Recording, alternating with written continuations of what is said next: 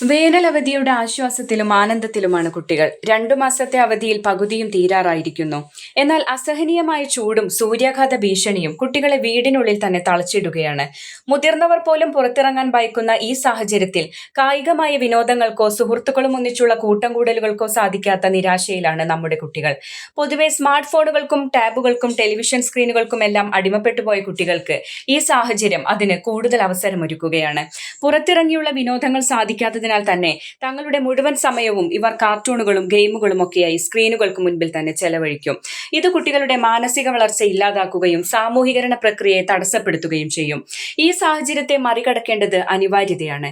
എന്തായാലും കാലത്തിന്റെ മാറ്റത്തെ കണ്ടില്ലെന്ന് നടിക്കുക സാധ്യമല്ല.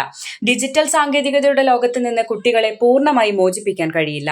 മുതിർന്നവരും ഏറെക്കുറെ ഇവയുടെ സ്വാധീന വലയത്തിൽ തന്നെ ആകയാൽ കുട്ടികളെ മാത്രം കുറ്റപ്പെടുത്തുന്നതും ശരിയല്ല.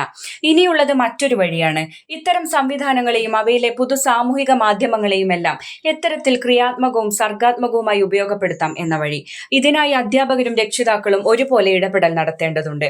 സ്കൂളിൽ നിന്ന് കുട്ടികൾക്ക് അവധിക്കാല പ്രവർത്തനങ്ങൾ നൽകുമ്പോൾ A4 ഷീറ്റുകളിലേക്ക് പകർത്തപ്പെടുന്ന കേവലമായ അസൈൻമെന്റുകൾക്ക് പകരം സർഗാത്മകമായ പ്രവർത്തനങ്ങൾ ഉൾപ്പെടുത്താൻ ശ്രദ്ധിക്കണം. ഇവയിൽ തന്നെ ഡിജിറ്റൽ മാധ്യമങ്ങൾ ഉപയോഗപ്പെടുത്തിക്കൊണ്ടുള്ള പ്രവർത്തനങ്ങൾ കുട്ടികൾ ആവേശത്തോടെ ഏറ്റെടുക്കും. ഉദാഹരണത്തിന് ഫോൺ ക്യാമറ ഉപയോഗിച്ച് വ്യത്യസ്തമായ വിഷയങ്ങൾ ഉൾപ്പെടുത്തിക്കൊണ്ടുള്ള വീഡിയോ ചിത്രീകരണം. ഇതിൽ വീട്ടുമുറ്റത്തെയോ തൊടിയിലെയോ ഏതെങ്കിലും ഒരു ഔഷധ സസ്യത്തെ പരിചയപ്പെടുത്തൽ, നാട്ടിൽ നടക്കുന്ന ഏതെങ്കിലും ഒരു പ്രത്യേക പരിപാടി, ഉത്സവങ്ങൾ, പൊതുപരിപാടികൾ, ആഘോഷങ്ങൾ പോലുള്ളവ.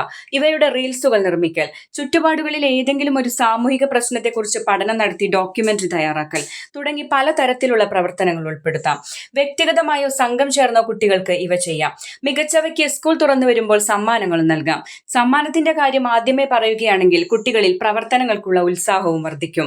ഇവയ്ക്കു പുറമെ സാമൂഹ്യ മാധ്യമങ്ങൾ ഉപയോഗിച്ച് കുട്ടികളുടെ അഭിരുചികൾക്കനുസരിച്ച് അവരുടെ രചനകൾ പ്രദർശിപ്പിക്കാനുള്ള വേദിയും ഒരുക്കാം.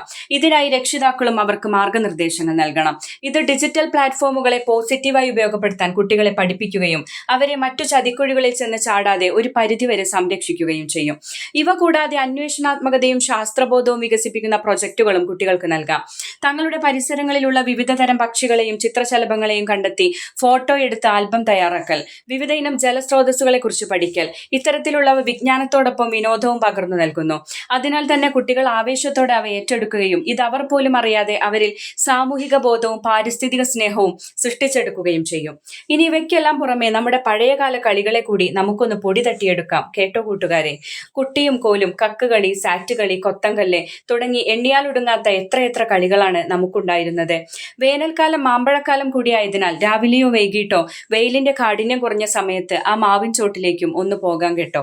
രസമാമ്പഴങ്ങളെ പെറുക്കിക്കൂട്ടിയും രുചി നുണഞ്ഞും മധുരമുള്ള ഓർമ്മകളെ കൂടി ചേർത്ത് വെക്കാം. വെയിൽ കുറവുള്ള സമയങ്ങളിൽ ക്രിക്കറ്റ്, ഫുട്ബോൾ തുടങ്ങിയ കായികമായ വിനോദങ്ങളുമാകാം. ഇനി നല്ല സിനിമകൾ വരുമ്പോൾ അവ പോയി കാണാനും അഭിപ്രായങ്ങൾ പങ്കുവെക്കാനും മറക്കണ്ട കേട്ടോ. ഒന്ന് ചിന്തിച്ചു നോക്കൂ കൂട്ടുകാരെ, ഇവയെല്ലാം ചേരുമ്പോഴല്ലേ ഒരവധിക്കാലം അർത്ഥപൂർണവും ആഹ്ലാദഭരിതവുമായി തീരുന്നത്.